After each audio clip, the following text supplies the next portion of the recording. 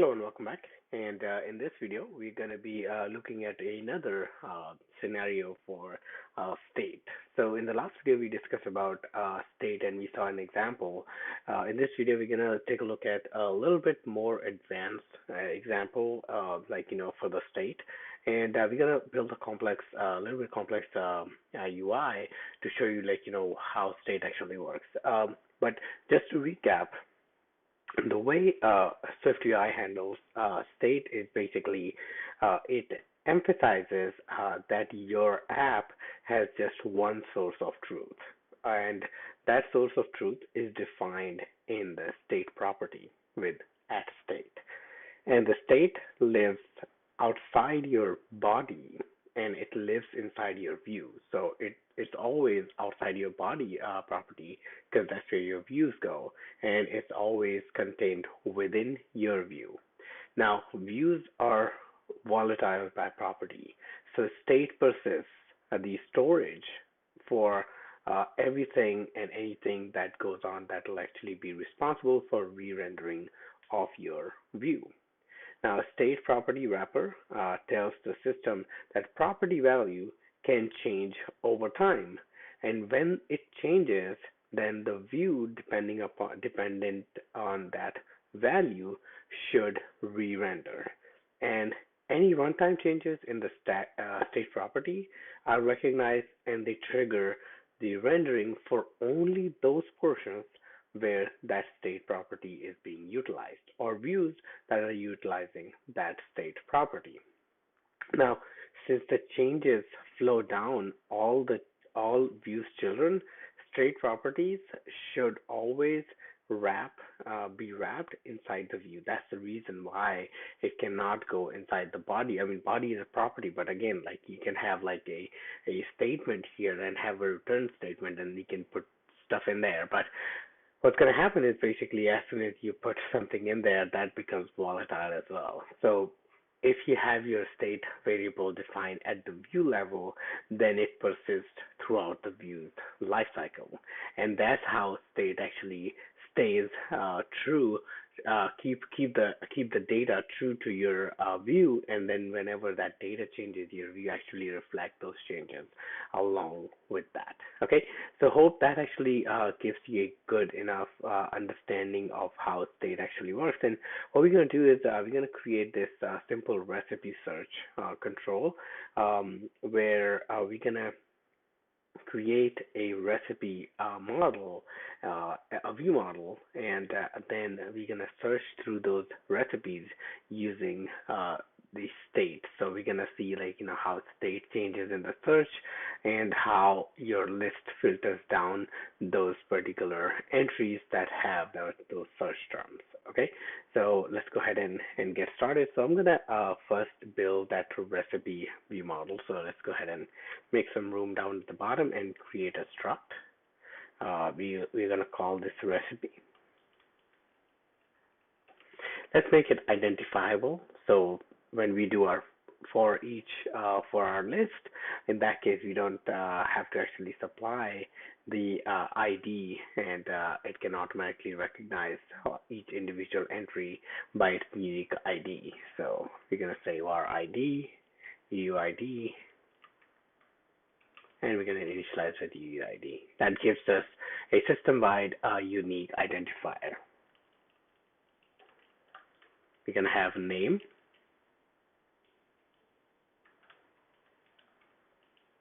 and ingredients for our recipe. Ingredients is going to be an array of string, and we're going to create a static method to get all recipes. Okay, this is just going to be a way for us to get dummy data. All right, so what I'm going to do, instead of typing all that, I'm going to copy and paste it. Okay, and we're going to fill the missing parentheses. Okay, so this one, and we need one square bracket, and there we go. So we have three recipes. We have fluffy French toast, crustless spinach quiche, and pumpkin pancakes. Okay, so those three recipes we can actually provide it inside our list view, and then we can search through the ingredients. Now, reason I'm actually gonna search through ingredients because as you can see, ingredients is a string array. Okay, so you're gonna see how you can apply those search like terms or um, uh, filter function into your sub object like or an object that is contained within an object. So in this case, it's going to be recipe and ingredients. So that's what we're going to search. Okay, so let's create a var for recipe,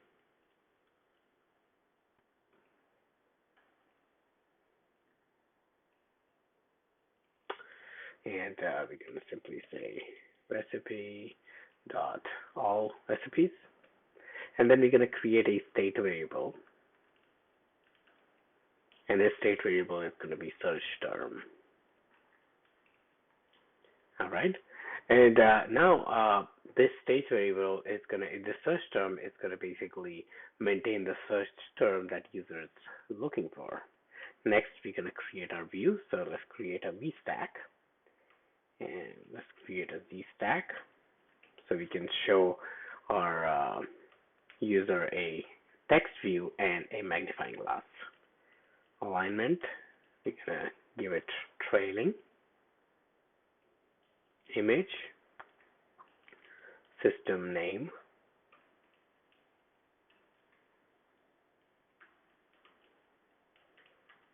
magnifying glass,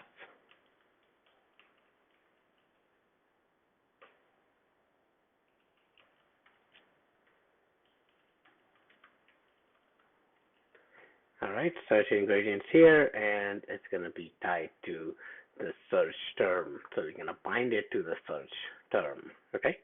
And that is our search box. So let's go ahead and run the canvas so we can see what we've got going on so far.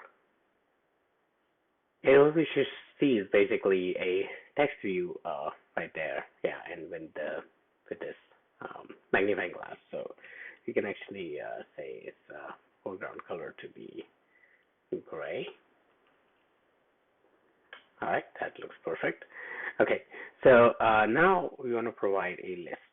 So we're going to say a list, and you're going to for each into recipes.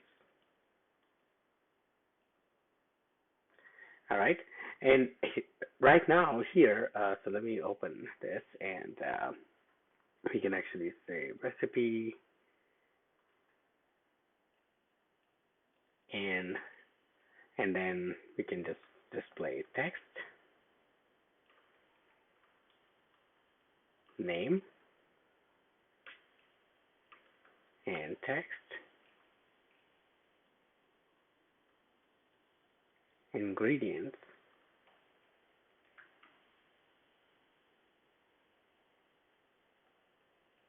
they're joined by separator,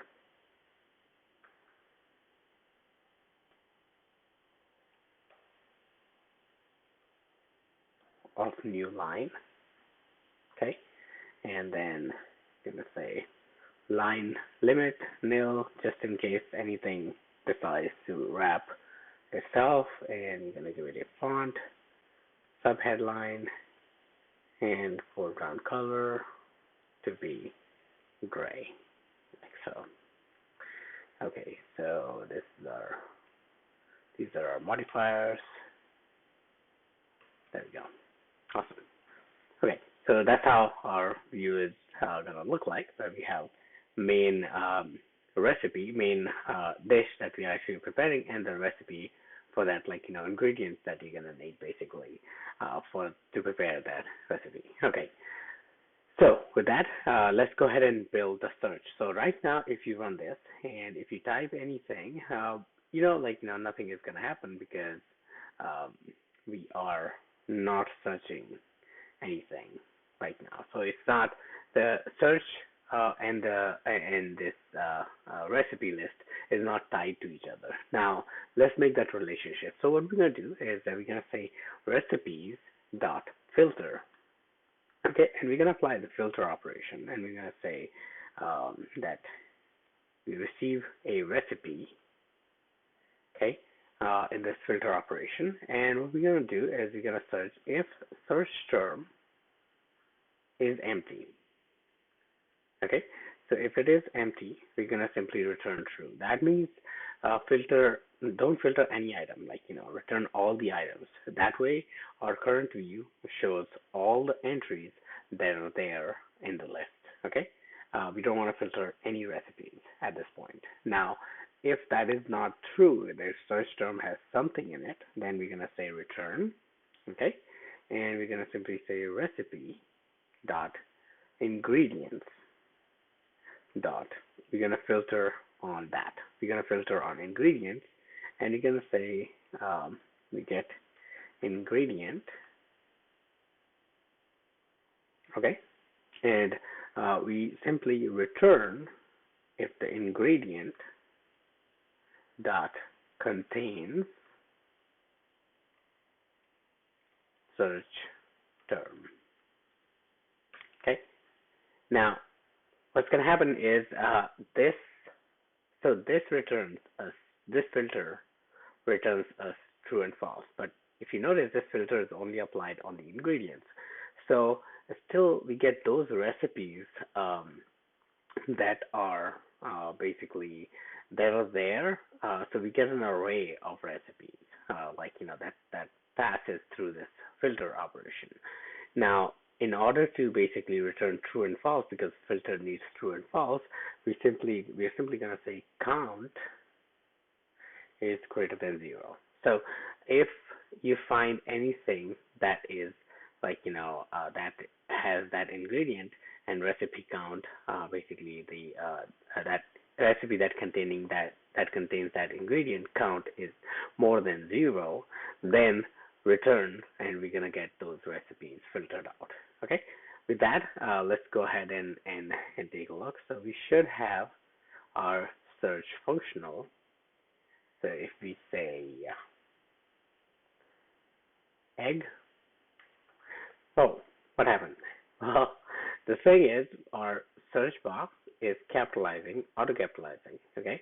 So we can either actually disable that auto-capitalization, or we can do something that's much more user-friendly, which is lowercase our search term. That actually gives our user a good experience where we are not like forcing them to type lowercase, but like they can type anything. We're just gonna lowercase our search term and then search through ingredients over there. And you can even lowercase ingredient, but in our case, like ingredients are already lowercase, so we don't have to worry about it, but you can lowercase the ingredient and then do the contain search. Okay, so let's go ahead and search now. So I'm going to say egg. What are the recipes that contain eggs? Like apparently all of them contain egg. Pumpkin, so this one contains pumpkin, this is the only one. And I'm going to say milk. 2 of the recipes contain milk. And let's take a look at last example, salt. All of them contain salt. Okay, what's bread? Okay, there we go.